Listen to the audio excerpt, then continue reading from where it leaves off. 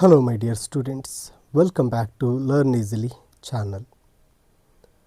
ಈ ಒಂದು ವಿಡಿಯೋದಲ್ಲಿ ನಾವು ರಾಬಿನ್ಸನ್ ಕ್ರೂಸೋ ಬೈ ಡೇನಿಯಲ್ ಡಿಫೋ ಈ ಒಂದು ಕಾದಂಬರಿಯ ಕನ್ನಡದ ಸರಳ ಸಾರಾಂಶವನ್ನು ಡಿಸ್ಕಸ್ ಮಾಡೋಣ.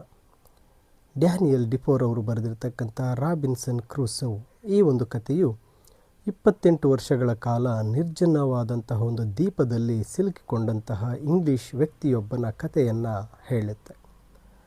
ಆ ವ್ಯಕ್ತಿ ಅಲ್ಲಿ ಸಿಗ್ತಕ್ಕಂತಹ ಒಂದು ಸಂಪನ್ಮೂಲಗಳನ್ನು ಬಳಕೆ ಮಾಡಿಕೊಂಡು ಆತ ಒಂದು ನಂಬಿಕೆ ಮತ್ತು ಒಂದು ಕಠಿಣ ಪರಿಶ್ರಮದ ಮೂಲಕ ಬದುಕುಳಿಯೋದನ್ನು ಕಲಿತಾರೆ.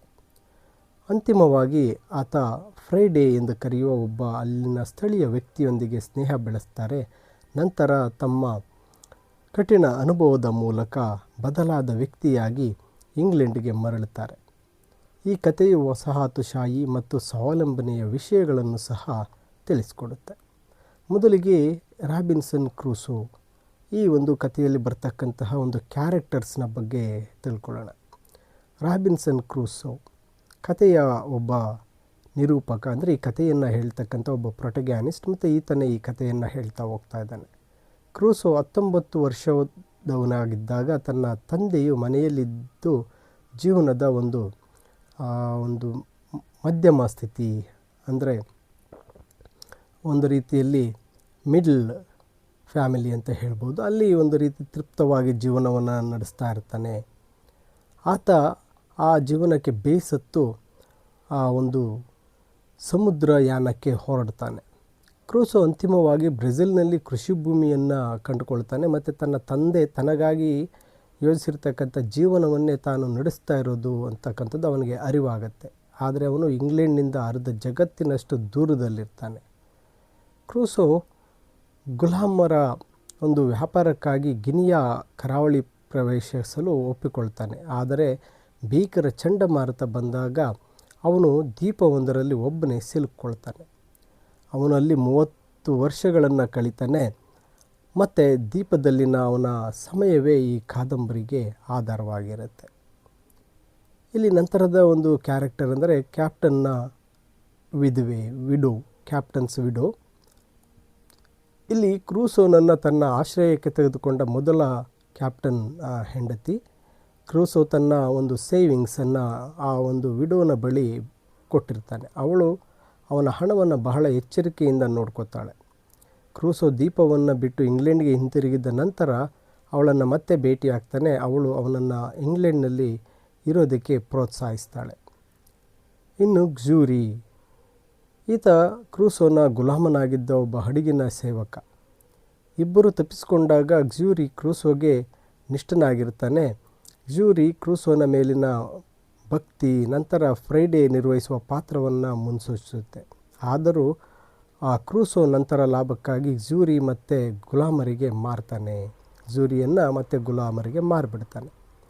ಇನ್ನು captain of the ship, Crusoe ಮತ್ತು ಗ್ಜೂರಿಯನ್ನು ರಕ್ಷಿಸುವ ಹಡಗಿನ ಕ್ಯಾಪ್ಟನ್ ಆಗಿರ್ತಾನೆ. ಈ ವ್ಯಕ್ತಿ ಕ್ರೂಸೋನೊಂದಿಗೆ ಸ್ನೇಹ ಬೆಳೆಸ್ತಾನೆ ಮತ್ತು ಅವನಿಗೆ ಹಣ ಹಾಗೂ ಮಾರ್ಗದರ್ಶನ ನೀಡ್ತಾನೆ. ಕ್ರೂಸೋ ದ್ವೀಪದಲ್ಲಿ 35 ವರ್ಷ ಕಳೆದ ನಂತರ ಅವರು ಮತ್ತೆ ಹೊಂದಾಗ್ತಾರೆ. ನಂತರ ಫ್ರೈಡೇ ನರಭಕ್ಷಕರ ಕೈಯಿಂದ ಒಂದು ಮರಣದಿಂದ ಕ್ರೂಸೋ ರಕ್ಷಿಸಿದ ಒಬ್ಬ ಕಾಡು ಮನುಷ್ಯ ಆಗಿರ್ತಾನೆ. ಫ್ರೈಡೇ ಸುಂದರ, ಬುದ್ಧಿವಂತ, ಧೈರ್ಯಶಾಲಿ ಮತ್ತು ನಿಷ್ಠಾವಂತನಾಗಿದ್ದಾನೆ. ಇವುಗಳಲ್ಲಿ ಯಾವ ಗುಣಗಳು ಸಾಮಾನ್ಯವಾಗಿ ಕಾಡು ಮನುಷ್ಯರಿಗೆ ಇರೋದಿಲ್ಲ. ಅವನು ತನ್ನ ಜೀವನದುದ್ದಕ್ಕೂ ಕ್ರೂಸೋಗೆ ನಿಷ್ಠೆಯಿಂದ ಸೇವೆ ಸಲ್ಲಿಸ್ತಾನೆ. ಇನ್ನು ಈ ಒಂದು ಕಥೆಗೆ ಬಂದಾಗ ರಾಬಿನ್ಸನ್ ಕ್ರೂಸೋ 17ನೇ ಶತಮಾನದ ಯಾರ್ಕ್ ಪಟ್ಟಣದ ಒಬ್ಬ ಇಂಗ್ಲೀಷ್ ವ್ಯಕ್ತಿ, ಜರ್ಮನ್ ಮೂಲದ ವರ್ತಕನ ಒಬ್ಬ ಕಿರಿಯ ಮಗ. ತಂದೆ ಅವನನ್ನು ಒಂದು ಕಾನೂನನ್ನು ಕಲಿಯಲು ಪ್ರೋತ್ಸಾಹಿಸಿದರೂ ಕ್ರೂಸೋ ಬದಲಾಗಿ ಸಮುದ್ರಯಾನಕ್ಕೆ ಹೋಗುವ ಬಯಕೆಯನ್ನು ವ್ಯಕ್ತಪಡಿಸ್ತಾನೆ. ಅವನ ಕುಟುಂಬವು ಕ್ರೂಸೋ ಸಮುದ್ರಯಾನಕ್ಕೆ ಹೋಗುವುದನ್ನು ವಿರೋಧಿಸುತ್ತೆ ಮತ್ತು ಸರಳ ಹಾಗೂ ಸುರಕ್ಷಿತ ಜೀವನವನ್ನು ಕಂಡುಕೊಳ್ಳೋದು ಉತ್ತಮ ಅಂತ ಅವನ ತಂದೆ ಆ ಕ್ರೂಸೋಗೆ ತಿಳಿಸ್ತಾರೆ. ಆರಂಭದಲ್ಲಿ ರಾಬಿನ್ಸನ್ ತನ್ನ ತಂದೆಯ ಮಾತನ್ನು ಪಾಲಿಸಲು ಬದ್ಧನಾಗಿರ್ತಾನೆ. ಆದರೆ ಕೊನೆಗೆ ಒಂದು ರೀತಿ ಪ್ರಲೋಭೆಗೆ, ಒಂದು ಆಸೆಗೆ ಒಳಗಾಗಿ ತನ್ನ ಸ್ನೇಹಿತರೊಂದಿಗೆ ಲಂಡನ್ ಕಡೆಗೆ ಹೋಗುವ ಹಡಗನ್ನು ಹತ್ತುತ್ತಾನೆ. ಅವರ ಪ್ರಯಾಣದಲ್ಲಿ ಒಂದು ಚಂಡಮಾರುತ ಬರುತ್ತೆ. ಕ್ರೂಸೋ ಮತ್ತು ಅವನ ಸ್ನೇಹಿತನ ಸಾವಿಗೆ ಹತ್ತಿರ ತಂದಾಗ ಅವನ ಸ್ನೇಹಿತ ಸಮುದ್ರ ಪ್ರಯಾಣದಿಂದ ವಿಮುಖನಾಗ್ತಾನೆ. ಆದರೆ ಕ್ರೂಸೋ ಲಂಡನ್ನಿಂದ ಹೊರಡುವ ಹಡಗಿನಲ್ಲಿ ವರ್ತಕನಾಗಿ ಹೋಗಲು ನಿರ್ಧರಿಸ್ತಾನೆ. ಈ ಪ್ರವಾಸವು ಆರ್ಥಿಕವಾಗಿ ಯಶಸ್ವಿಯಾಗುತ್ತೆ ಮತ್ತು ಕ್ರೂಸೋ ಮತ್ತೊಂದು ಪ್ರವಾಸವನ್ನು ಪ್ಲ್ಯಾನ್ ಮಾಡ್ತಾನೆ. ತನ್ನ ಮೊದಲ ಲಾಭವನ್ನು ಸ್ನೇಹಪರವಾಗಿ ಇರ್ತಕ್ಕಂತಹ, ಅಂದರೆ ಒಬ್ಬ ಫ್ರೆಂಡ್ಲಿ ಆಗಿರ್ತಕ್ಕಂತಹ ಕ್ಯಾಪ್ಟನ್ನ ಒಂದು ವಿಡೋ, ಆಕೆಯ ಒಂದು ಆರೈಕೆಯಲ್ಲಿ, ಅಂದರೆ ಆಕೆ ಕೈಗೆ ತನ್ನ ಒಂದು ಸೇವಿಂಗ್ಸನ್ನೆಲ್ಲ ಕೊಡ್ತಾನೆ. ಮೊದಲನೇ ಪ್ರವಾಸ ಅವನಿಗೆ ಒಂದು ರೀತಿ ದುಡ್ಡನ್ನು ಕೊಡುತ್ತೆ. ನಂತರ ಅವನು ಎರಡನೇ ಒಂದು ಪ್ರಯಾಣಕ್ಕೆ ಸಿದ್ಧನಾಗ್ತಾನೆ. ಎರಡನೇ ಪ್ರಯಾಣವು ಅಷ್ಟೊಂದು ಅವನಿಗೆ ಅದೃಷ್ಟವನ್ನು ತರೋದಿಲ್ಲ. ಹಡಗನ್ನು ಮ್ಯೂರಿಷ್ ಹಡಗು ಕಳ್ಳರು ವಶಪಡಿಸ್ಕೊಳ್ತಾರೆ ಮತ್ತು ಕ್ರೂಸೋ ಉತ್ತರ ಆಫ್ರಿಕಾದ ಸಾಲಿ ಪಟ್ಟಣದ ಒಬ್ಬ ಪ್ರಬಲ ವ್ಯಕ್ತಿಗೆ ಗುಲಾಮನಾಗ್ತಾನೆ. ಮೀನುಗಾರಿಕೆಯ ಮೂಲಕ ಆ ಒಂದು ಸಮಯದಲ್ಲಿ, ಮೀನುಗಾರಿಕೆ ಅಂದರೆ ಮೀನುಗಳನ್ನು ಹಿಡಿತಕ್ಕಂಥ ಒಂದು ಸಮಯದಲ್ಲಿ ಕ್ರೂಸೋ ಮತ್ತೆ ಒಬ್ಬ ಗುಲಾಮ ಹುಡುಗ ಅಲ್ಲಿಂದ ಬಿಡುಗಡೆ ಹೊಂದಿ ಆಫ್ರಿಕಾದ ಕರಾವಳಿಯ ಉದ್ದಕ್ಕೂ ಪ್ರಯಾಣಿಸ್ತಾರೆ. ಒಬ್ಬ ದಯಾಳು ಪೋರ್ಚುಗೀಸ್ ಕ್ಯಾಪ್ಟನ್ ಅವರನ್ನು ಕರೆದುಕೊಂಡು ಕ್ರೂಸೋನಿಂದ ಗುಲಾಮ ಹುಡುಗನನ್ನು ಖರೀದಿಸಿ ಕ್ರೂಸೋನನ್ನು ಬ್ರೆಜಿಲ್ಗೆ ಕರೆದೊಯ್ತಾನೆ. ಬ್ರೆಜಿಲ್ನಲ್ಲಿ ಕ್ರೂಸೋ ತೋಟದ ಒಬ್ಬ ಮಾಲೀಕನಾಗಿ ಅಲ್ಲಿರ್ತಾನೆ ಮತ್ತು ಆ ತೋಟದ ಮಾಲೀಕನಾಗಿ ಅಲ್ಲಿ ವ್ಯವಸಾಯ ಮಾಡ್ತಾ ಅಲ್ಲಿ ಕೂಡ ಆತ ಯಶಸ್ವಿ ಆಗ್ತಾನೆ. ಮತ್ತು ಅಲ್ಲಿರ್ತಕ್ಕಂಥ ಗುಲಾಮ ಕಾರ್ಮಿಕರು ಮತ್ತು ಅದರ ಆರ್ಥಿಕ ಲಾಭಗಳಿಗಾಗಿ ಆ ಕ್ರೂಸೋ ಉತ್ಸುಕನಾಗ್ತಾನೆ. ಅವನು ಆ ಒಂದು ಪಶ್ಚಿಮ ಆಫ್ರಿಕಾಕ್ಕೆ ಗುಲಾಮರನ್ನು ಕರ್ಕೊಂಡು ಬರ್ತಕ್ಕಂಥ ಒಂದು ದಂಡಯಾತ್ರೆಗೆ ಹೊರಡ್ತಾನೆ. ಆದರೆ ಟ್ರಿನಿಡಾಡ್ ಕರಾವಳಿಯಲ್ಲಿ ಹಡಗು ನಾಶವಾಗಿ ಅಲ್ಲಿ ಸಿಕ್ಕಾಕ್ಕೊಳ್ತಾನೆ. ಈ ಒಂದು ದಂಡಯಾತ್ರೆಯಲ್ಲಿ ಬದುಕುಳಿದ ಏಕೈಕ ವ್ಯಕ್ತಿ ಕ್ರೂಸೋ ತಾನೊಬ್ಬನೇ ಅಲ್ಲಿ ಉಳಿದಿರ್ತಾನೆ. ಅವನು ತನಗಾಗಿ ಅಲ್ಲಿ ಆ ಒಂದು ದ್ವೀಪದಲ್ಲಿ ಉಳ್ಕೊಳ್ಳೋದಕ್ಕೆ ಒಂದು ಶೆಲ್ಟರ್ ಮತ್ತು ಫುಡ್ಡನ್ನು ಹುಡುಕ್ತಾನೆ. ಬಂದೂಕುಗಳು, ಮದ್ದುಗುಂಡುಗಳು, ಆಹಾರ ಮತ್ತು ಇತರ ವಸ್ತುಗಳನ್ನು ರಕ್ಷಿಸಲು ಅವನು ಹಡಗಿನ ಅವಶೇಷಗಳ ಬಳಿಗೆ 12 ಬಾರಿ ಹೋಗಿರ್ತಾನೆ. ತೀರದಲ್ಲಿ ಅವನು ಮಾಂಸಕ್ಕಾಗಿ ಸಾಕಬಹುದಾದ ಆಡುಗಳನ್ನು ಕಂಡುಕೊಳ್ತಾನೆ ಮತ್ತು ತನಗಾಗಿ ಒಂದು ಆಶ್ರಯವನ್ನು ನಿರ್ಮಿಸ್ಕೊಳ್ತಾನೆ, ಒಂದು ಮನೆಯನ್ನು ಕಟ್ಕೊಳ್ತಾನೆ. ಅವನು ತಾನು ಬಂದ ದಿನಾಂಕ ಸೆಪ್ಟೆಂಬರ್ 1ರಿಂದ 1659 ಕೆತ್ತಿದ ಶಿಲುಬೆಯನ್ನು ನೆಡ್ತಾನೆ ಮತ್ತು ಸಮಯದ ಅರಿವು ಕಳೆದುಕೊಳ್ಳಬಾರದೆಂದು ಪ್ರತಿದಿನ ಒಂದು ಗುರುತನ್ನು ಮಾಡ್ತಾನೆ. ಅವನು ತನ್ನ ಮನೆಯ ಚಟುವಟಿಕೆಗಳ ಒಂದು ಡೈರಿಯನ್ನು ಇಡ್ತಾನೆ. ಅದರಲ್ಲಿ ಆ ಮೇಣದ ಬತ್ತಿಗಳನ್ನು ತಯಾರಿಸುವ ಪ್ರಯತ್ನಗಳನ್ನು ಮಾಡ್ತಾನೆ. ಮೊಳಕೆ ಹಿಡಿಯುವ ಒಂದು ಧಾನ್ಯದ ಒಂದು ಅದೃಷ್ಟದ ಆವಿಷ್ಕಾರ ಮತ್ತು ಒಂದು ರೀತಿ ಅಂಡರ್ಗ್ರೌಂಡ್ಗಳನ್ನು ನಿರ್ಮಾಣ ಮಾಡತಕ್ಕಂತಹ ಎಲ್ಲ ಒಂದು ಘಟನೆಗಳನ್ನು ಅದರಲ್ಲಿ ದಾಖಲು ಮಾಡಿಕೊಳ್ತಾನೆ. ಜೂನ್ 1660ರಲ್ಲಿ ಅವನು ಅನಾರೋಗ್ಯಕ್ಕೆ ಒಳಗಾಗ್ತಾನೆ ಮತ್ತು ದೇವದೂತನೊಬ್ಬ ಭೇಟಿ ನೀಡಿ ಪಶ್ಚಾತ್ತಾಪ ಪಡುವಂತೆ ಎಚ್ಚರಿಸುವಂತೆ ಅವನಿಗೆ ಒಂದು ರೀತಿಯಂಥ ಕನಸು, ಭ್ರಮೆಯನ್ನು ತಂದುಕೊಳ್ತಾನೆ. ತಂಬಾಕು ಬೆರೆಸಿದ ರಮ್ ಕುಡಿದ ನಂತರ ಕ್ರೂಸೋ ಧಾರ್ಮಿಕ ಜ್ಞಾನೋದಯವನ್ನು ಅನುಭವಿಸ್ತಾನೆ ಮತ್ತು ದೇವರು ತನ್ನನ್ನು ಮೊದಲಿನ ಪಾಪಗಳಿಂದ ರಕ್ಷಿಸಿದ್ದಾನೆ ಅಂತ ಆತ ಅರಿತುಕೊಳ್ತಾನೆ. ಚೇತರಿಸಿಕೊಂಡ ನಂತರ ಕ್ರೂಸೋ ಆ ಪ್ರದೇಶದ ಒಂದು ಸರ್ವೆಯನ್ನು ನಡೆಸ್ತಾನೆ. ತಾನು ದ್ವೀಪದಲ್ಲಿದ್ದಾನೆ ಅಂತ ಕಂಡುಕೊಳ್ತಾನೆ. ಅವನು ದ್ರಾಕ್ಷಿಗಳು ಸಮೃದ್ಧವಾಗಿರುವ ಆಹ್ಲಾದಕರವಾಗಿರ್ತಕ್ಕಂಥ ಒಂದು ಕಣಿವೆಯನ್ನು ಕಂಡುಕೊಳ್ತಾನೆ. ಅಲ್ಲಿ ಅವನು ನೆರಳಿನ ಒಂದು ವಿಶ್ರಾಂತಿ ಸ್ಥಳವನ್ನು ನಿರ್ಮಿಸಿಕೊಳ್ತಾನೆ. ಕ್ರೂಸೋ ದ್ವೀಪದಲ್ಲಿ ಇರುವುದರ ಬಗ್ಗೆ ಹೆಚ್ಚು ಒಂದು ಆಶಾವಾದ ಹೊಂದಲು ಪ್ರಾರಂಭಿಸ್ತಾನೆ. ತನ್ನನ್ನು ತಾನು ಅದರ ರಾಜ ಎಂದು ಆತ ಬಣ್ಣಿಸ್ಕೊಳ್ತಾನೆ. ಅವನು ಸಾಕುಗಿಳಿಯನ್ನು ತರಬೇತಿ ಮಾಡ್ತಾನೆ, ಹಾಡನ್ನು ಸಾಕ್ತಾನೆ ಮತ್ತು ಬುಟ್ಟಿ ನೇಯುವುದು, ರೊಟ್ಟಿ ತಯಾರಿಸುವುದು ಮತ್ತು ಮಡಿಕೆ ತಯಾರಿಕೆಯಲ್ಲಿ ಒಂದು ರೀತಿಯಂಥ ಕೌಶಲ್ಯಗಳನ್ನು ಬೆಳೆಸ್ಕೊಳ್ತಾನೆ. ಅವನು ಬೃಹತ್ ಸೀಡರ್ ಮರವನ್ನು ಕತ್ತರಿಸಿ ಅದರ ಕಾಂಡದಿಂದ ದೊಡ್ಡ ದೋಣಿಯನ್ನು ನಿರ್ಮಿಸ್ತಾನೆ. ಆದರೆ ಅದನ್ನು ಸಮುದ್ರಕ್ಕೆ ಸಾಗಿಸಲು ಸಾಧ್ಯವಿಲ್ಲ ಅಂತ ಆತ ಅರ್ಥಕೊಳ್ತಾನೆ. ಸಣ್ಣ ದೋಣಿಯನ್ನು ನಿರ್ಮಿಸಿದ ನಂತರ ಅವನು ದ್ವೀಪದ ಸುತ್ತಲೂ ಪ್ರಯಾಣಿಸ್ತಾನೆ.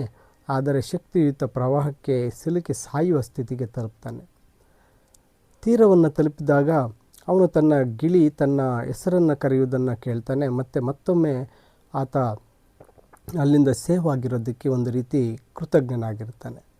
ಅವನು ಹಲವಾರು ವರ್ಷಗಳನ್ನು ಶಾಂತಿಯಿಂದ ಕಳೀತಾನೆ. ಒಂದು ದಿನ ಸಮುದ್ರ ತೀರದಲ್ಲಿ ಮನುಷ್ಯನ ಹೆಜ್ಜೆ ಗುರುತನ್ನು ಕಂಡು ಕ್ರೂಸೋ ಒಂದು ರೀತಿಯ ಆಘಾತಕ್ಕೊಳಗಾಗ್ತಾನೆ.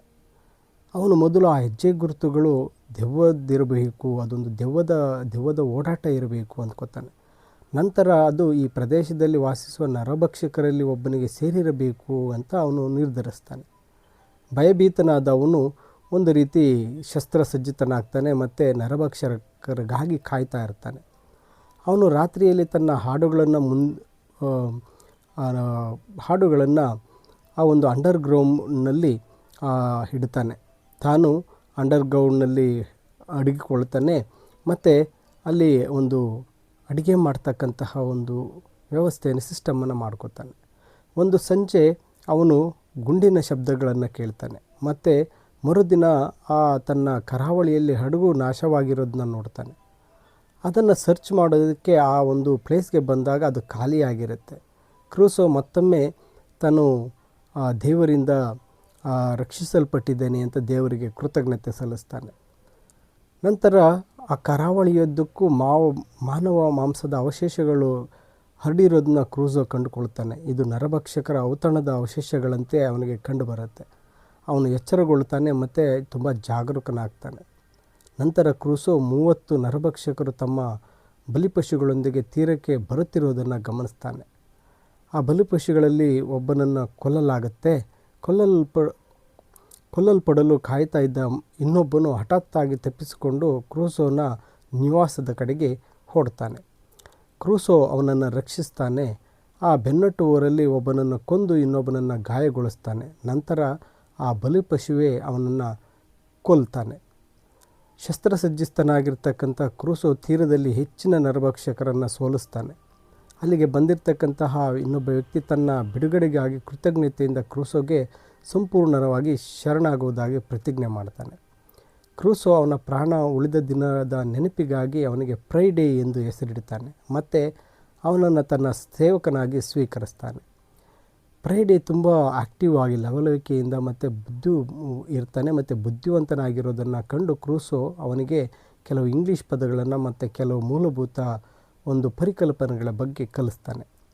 ಫ್ರೈಡೇ ಪ್ರತಿಯಾಗಿ ನರಭಕ್ಷಕರು ವಿವಿಧ ರಾಷ್ಟ್ರಗಳಾಗಿ ವಿಂಗಡಿಸಲ್ಪಟ್ಟಿದ್ದಾರೆ ಮತ್ತು ಅವರು ತಮ್ಮ ಶತ್ರುಗಳನ್ನು ಮಾತ್ರ ತಿಂತಾರೆ ಅಂತ ವಿವರಿಸ್ತಾನೆ. ಫ್ರೈಡೇ ಕ್ರೂಸೋಗೆ ಈ ಹಿಂದೆ ನಡೆದ ಹಡಗು ಅಪಘಾತದಿಂದ ಜನರನ್ನು ನರಭಕ್ಷಕರು ರಕ್ಷಿಸಿದ್ದಾರೆ ಮತ್ತು ಆ ಸ್ಪ್ಯಾನಿಷ್ ವ್ಯಕ್ತಿಗಳು ಹತ್ತಿರದಲ್ಲೇ ವಾಸಿಸ್ತಾ ಇದ್ದಾರೆ ಎಂಬ ಮಾಹಿತಿಯನ್ನು ನೀಡುತ್ತಾನೆ. ಫ್ರೈಡೇ ತನ್ನ ಜನರ ಬಳಿಗೆ ಮರಳುವ ಹಂಬಲವನ್ನು ವ್ಯಕ್ತಪಡಿಸ್ತಾನೆ ಮತ್ತು ಫ್ರೈಡೇನನ್ನು ಕಳೆದುಕೊಳ್ಳುವ ಆಲೋಚನೆಯಿಂದ ಕ್ರೂಸೋ ಒಂದು ರೀತಿ ಅಸಮಾಧಾನಗೊಳ್ತಾನೆ. ನಂತರ ಕ್ರೂಸೋ ಸ್ಪ್ಯಾನಿಷ್ ವ್ಯಕ್ತಿಗಳನ್ನು ಒಂದು ಭೇಟಿ ಮಾಡ್ತಕ್ಕಂಥ ಆಲೋಚನೆ ಮಾಡ್ತಾನೆ ಮತ್ತು ಫ್ರೈಡೇ ತಾನು ಕ್ರೂಸೋನನ್ನು ಕಳೆದುಕೊಳ್ಳೋದಕ್ಕಿಂತ ಸಾಯುವುದೇ ಮೇಲು ಎಂದು ಒಪ್ಪಿಕೊಳ್ತಾನೆ. ನರಭಕ್ಷಕರ ಭೂಮಿಗೆ ಭೇಟಿ ನೀಡಲು ಇಬ್ಬರು ಸೇರಿ ಒಂದು ದೋಣಿಯನ್ನು ನಿರ್ಮಿಸ್ತಾರೆ. ಅವರು ಹೊರಡುವ ಮೊದಲೇ 21 ನರಭಕ್ಷಕರು ದೋಣಿಗಳಲ್ಲಿ ಆಗಮಿಸಿ ಅವರಿಗೆ ಆಶ್ಚರ್ಯವನ್ನು ಉಂಟು ಮಾಡ್ತಾರೆ. ಆ ನರಭಕ್ಷಕರು 3 ಬಲಿಪಶುಗಳನ್ನು ಹಿಡಿದಿರ್ತಾರೆ. ಅದರಲ್ಲಿ ಒಬ್ಬ ಯುರೋಪಿಯನ್ ಒಂದು ಡ್ರೆಸ್ನಲ್ಲಿರ್ತಾನೆ.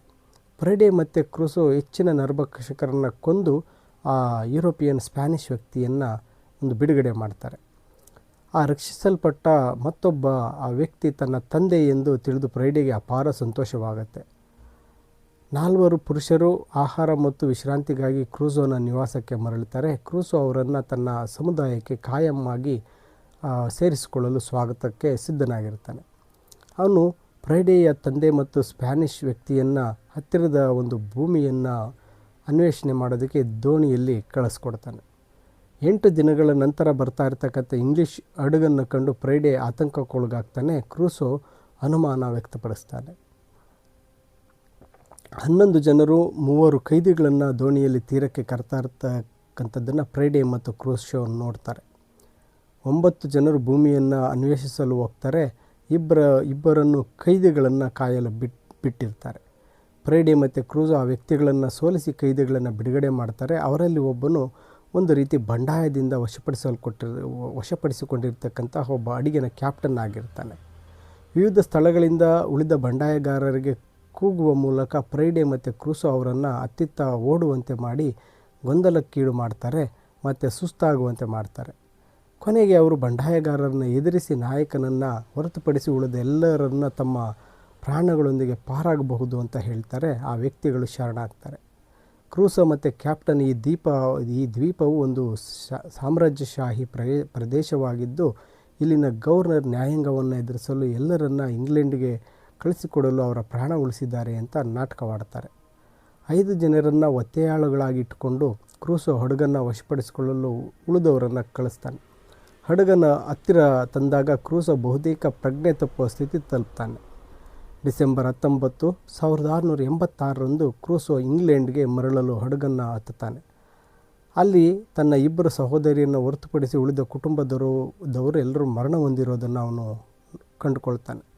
ಅವನು ತನ್ನ ಒಂದು ಕ್ಯಾಪ್ಟನ್ ವಿಧವೆ ಗೆಳತಿ ಕ್ರೂಸೋನ ಹಣವನ್ನು ಸುರಕ್ಷಿತವಾಗಿ ಇಟ್ಟಿದ್ದಾಳೆ ಮತ್ತು ಲಿಸ್ಟನ್ಗೆ ಪ್ರಯಾಣಿಸಿರ್ತಕ್ಕಂಥ ನಂತರ ಬ್ರೆಜಿಲ್ನಲ್ಲಿನ ತನ್ನ ತೋಟಗಳು ಹೆಚ್ಚಿನ ಲಾಭದಾಯಕವಾಗಿದೆ ಅಂತ ಪೋರ್ಚುಗೀಸ್ ಕ್ಯಾಪ್ಟನ್ನಿಂದ ಕ್ರೂಸೋ ತಿಳಿದುಕೊಳ್ತಾನೆ. ಅವನು ತನ್ನ ಬ್ರೆಜಿಲಿಯನ್ ಭೂಮಿಯನ್ನು ಮಾರಾಟ ಮಾಡಲು ವ್ಯವಸ್ಥೆ ಮಾಡ್ತಾನೆ. ಸಮುದ್ರಯಾನದ ಬಗ್ಗೆ ಜಾಗರೂಕನಾದ ಕ್ರೂಸೋ ಭೂಮಿಯ ಮೂಲಕ ಇಂಗ್ಲೆಂಡ್ಗೆ ಮರಳಲು ಪ್ರಯತ್ನಿಸ್ತಾನೆ. ಆದರೆ ಉತ್ತರ ಸ್ಪೇನ್ನಲ್ಲಿ ಒಂದು ಕೆಟ್ಟ ಹವಾಮಾನ ಮತ್ತು ಕಾಡು ಪ್ರಾಣಿಗಳ ಭೀತಿಯನ್ನು ಎದುರಿಸ್ತಾನೆ. ಅಂತಿಮವಾಗಿ ಇಂಗ್ಲೆಂಡ್ಗೆ ಮರಳಿದ ನಂತರ ಕ್ರೂಸೋ ತನ್ನ ತೋಟಗಳ ಮಾರಾಟ ಪೂರ್ಣಗೊಂಡಿದೆ ಮತ್ತು ತಾನು ಅಪಾರ ಸಂಪತ್ತು ಗಳಿಸಿದ್ದೇನೆ ಎಂಬ ಸುದ್ದಿ ಪಡಿತಾನೆ. ಅದರ ಒಂದು ಭಾಗವನ್ನು ಆ ವಿಧವೆಗೆ ಮತ್ತು ತನ್ನ ಸಹೋದರಿಯರಿಗೆ ದಾನ ಮಾಡಿದ ನಂತರ ಕ್ರೂಸೋ ಚಡಪಡಿಸ್ತಾನೆ. ಅವನು ಬ್ರೆಜಿಲ್ಗೆ ಮರಳಲು ಯೋಚಿಸ್ತಾನೆ. ಆದರೆ ತಾನು ಕ್ಯಾಥೋಲಿಕ್ ಆಗಬೇಕಾಗತ್ತೆ ಎಂಬ ಆಲೋಚನೆಯಿಂದ ಅದರಿಂದ ದೂರ ಸರಿತಾನೆ. ಅವನು ಮದುವೆಯಾಗ್ತಾನೆ ಮತ್ತು ಅವನ ಹೆಂಡತಿ ತೀರಿಕೊಳ್ತಾಳೆ. ಕ್ರೂಸೋ ಅಂತಿಮವಾಗಿ 1694ರಲ್ಲಿ ವರ್ತಕನಾಗಿ ಈಸ್ಟ್ ಇಂಡಿಯಾಸ್ಗೆ ಸೇರಿಕೊಳ್ತಾನೆ. ಅವನು ತನ್ನ ದ್ವೀಪಕ್ಕೆ ಭೇಟಿ ನೀಡ್ತಾನೆ. ಅಲ್ಲಿ ಸ್ಪ್ಯಾನಿಷ್ ವ್ಯಕ್ತಿಗಳು ಅದನ್ನು ಚೆನ್ನಾಗಿ ಆಳ್ತಾ ಇದ್ದಾರೆ ಮತ್ತು ಅದು ಸಮೃದ್ಧ ವಸಾಹತುಶಾಹಿಯಾಗಿ ಮಾರ್ಪಟ್ಟಿರೋದನ್ನು ಕಂಡುಕೊಳ್ತಾನೆ. ಮೈ ಡಿಯರ್ ಸ್ಟೂಡೆಂಟ್ಸ್, ಇದು ದ ರಾಬಿನ್ಸನ್ ಕ್ರೂಸ್ನ ಒಂದು ಕನ್ನಡದ ತುಂಬ ಶಾರ್ಟ್ ಸಮ್ರಿ ಆಗಿರುತ್ತೆ. ಇದರ ಒಂದು ಇಂಗ್ಲೀಷ್ ಸಮ್ರಿ PDF ವಿಡಿಯೋದ ಡಿಸ್ಕ್ರಿಪ್ಷನ್ನಲ್ಲಿದೆ, ಡೌನ್ಲೋಡ್ ಮಾಡ್ಕೊಳ್ಳಿ. ಹಾಗೆ ಹೆಚ್ಚಿನ ವಿಡಿಯೋಗಳಿಗಾಗಿ ತಪ್ಪದೆ ಲರ್ನ್ ಈಸಿಲಿ ಚಾನಲ್ಗೆ ಸಬ್ಸ್ಕ್ರೈಬ್ ಮಾಡ್ಕೊಳ್ಳಿ ಅಂತ ತಿಳಿಸುತ್ತಾ thank you for watching this video.